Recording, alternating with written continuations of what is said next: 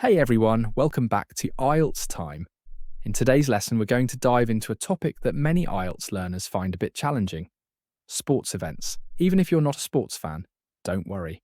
I'm going to give you clear ideas, natural vocabulary, and high level examples you can use in your own Part 3 answers. We'll start with a mock interview between Jessica and Joseph, where Joseph answers some tough Part 3 questions. After that, I'll break down his responses and show you exactly what makes them strong answers. All right, let's jump in. Why do people enjoy attending sports events as spectators? People enjoy attending sports events because the atmosphere creates a sense of shared excitement that you simply can't get at home. When thousands of people react at the same time, it turns the game into a collective experience rather than an individual one. There's also something emotionally powerful about feeling connected to others through a common interest. For many spectators, the unpredictability and intensity of live sports feel more real and memorable in person. Ultimately, it's the combination of social connection and emotional engagement that draws people in. Do you think watching a sports event live is better than watching it on television? Why? I do think watching a game live offers a richer emotional experience, mainly because you feel physically part of the action, the noise, the reactions, and even the tension in the stadium make everything more vivid. That said, television has its advantages, especially with slow motion replays and expert commentary. For highly technical sports, those features can genuinely enhance understanding. So while the live experience is more immersive, each option has its own strengths depending on what someone values. What kinds of sports events are most popular in your country? Football definitely dominates in my country, and major matches often feel like national events. The sport has a long history here, so people grow up surrounded by it and naturally develop strong loyalties. Basketball is also extremely popular, especially in urban areas where courts are easily accessible. In recent years, esports have gained huge traction among younger audiences. Overall, there's a mix of traditional team sports and more modern digital ones. How do large sports events impact local communities or cities? Large sports events often bring significant economic benefits, especially for hospitality, transport, and tourism. They can also motivate cities to upgrade infrastructure, which leaves a long term legacy for residents. However, these benefits come with challenges such as increased congestion, noise, and sometimes the displacement of local communities to make room for new facilities. The financial burden on taxpayers can also be considerable. So, the overall impact depends heavily on how well the event is planned and managed. Why do some people become very passionate fans of certain teams? People often develop deep loyalty to a team because it becomes part of their identity. That usually starts early through family, friends, or the local community. Supporting a team creates shared traditions and emotional memories that are hard to break. Fans also enjoy the emotional journey, the highs of winning and the lows of losing, which gives them a sense of belonging. In many ways, the team's story becomes intertwined with their own. How has technology changed the way people follow sports today? Technology has transformed sports into a much more interactive experience. Fans can stream matches on their phones, follow real time statistics, and engage in discussions on social media. This constant flow of information keeps people connected to their teams even outside match days. Data analysis and advanced graphics also help viewers understand tactics at a deeper level. Overall, technology has made sports more accessible, personalized, and engaging. Do you think hosting international sports events benefits a country? In what ways? Hosting major events can offer substantial benefits if the country manages them responsibly. On an economic level, they draw international visitors and stimulate local businesses. These events also boost the country's global profile, which can have long-term advantages for tourism and investment. Another positive aspect is the improvement of infrastructure and public facilities. However, the costs are high, so the benefits really depend on careful planning and sustainable use of the new resources afterward. Do you think sports events will continue to attract large audiences in the future? Why or why not? I believe sports events will continue to draw large audiences because live competition taps into a fundamental human desire for shared, emotional experiences.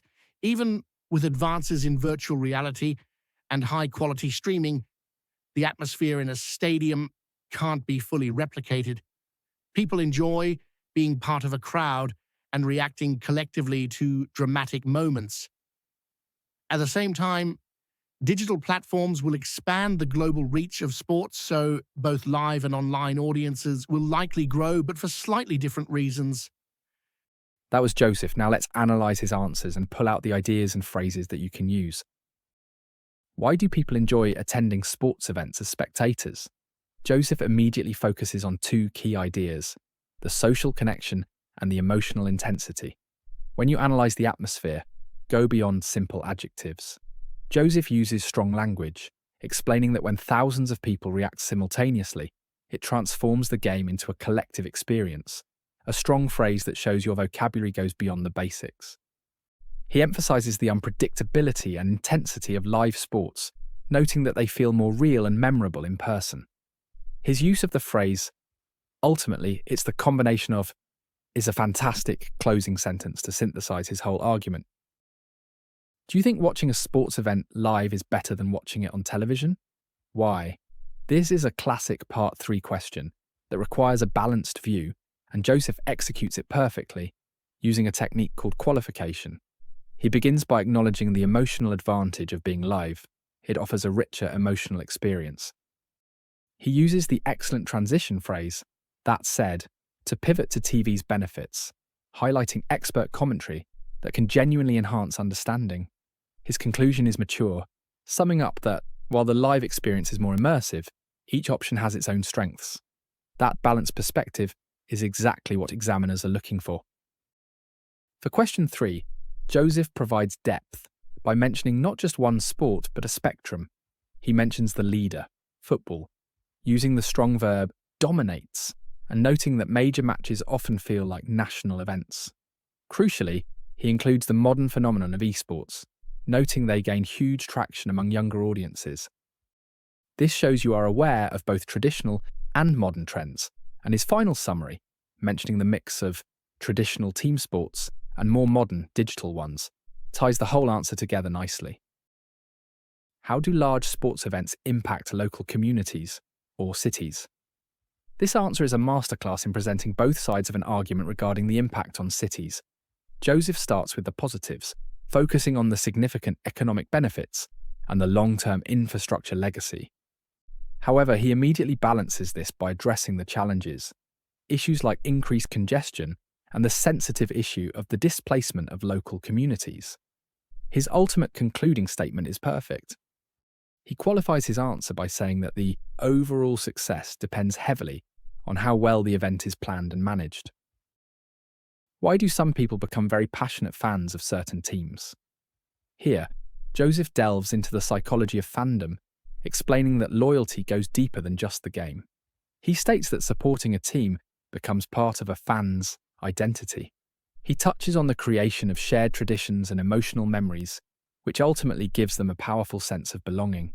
He uses a highly fluent phrase at the end, saying the team's story becomes intertwined with their own, which is a sophisticated way of describing deep personal connection. Moving to question 6, Joseph frames his answer around the idea that technology has transformed sports into a much more interactive experience. He gives concrete examples like following real-time statistics and engaging in discussions on social media. He also highlights the analytical side, mentioning how advanced graphics help viewers understand tactics at a deeper level. He concludes by summarizing technology's impact using 3 strong adjectives. It has made sports more accessible, personalized, and engaging. How has technology changed the way people follow sports today? Similar to his answer on city impact, Joseph starts his response on international events with a qualification, stating that events offer substantial benefits only if the country manages them responsibly. He then lists the major pros: drawing international visitors, stimulating local businesses, and boosting the country's global profile. By reminding the examiner that the costs are high and the benefits require careful planning and sustainable use of the new resources, he presents a mature, rounded, and highly developed argument. For the final question on the future of audiences, Joseph gives a strong affirmation, predicting continued growth. He provides a philosophical reason that live competition taps into a fundamental human desire for shared, emotional experiences. He argues that the atmosphere in a stadium can't be fully replicated by streaming. However, he doesn't ignore technology. He predicts that digital platforms will expand the global reach of sports. His final, clever conclusion is that both live and online audiences will likely grow, but for slightly different reasons. Alright, that's everything for today's lesson. I hope breaking down Joseph's answers helped you see how to build clear ideas and use natural vocabulary when talking about sports in Part 3. Try practicing with the expressions we highlighted and adapting them to your own style. If you found this helpful, don't forget to like the video and subscribe so you don't miss upcoming lessons. Thanks for watching, and I'll see you in the next lesson.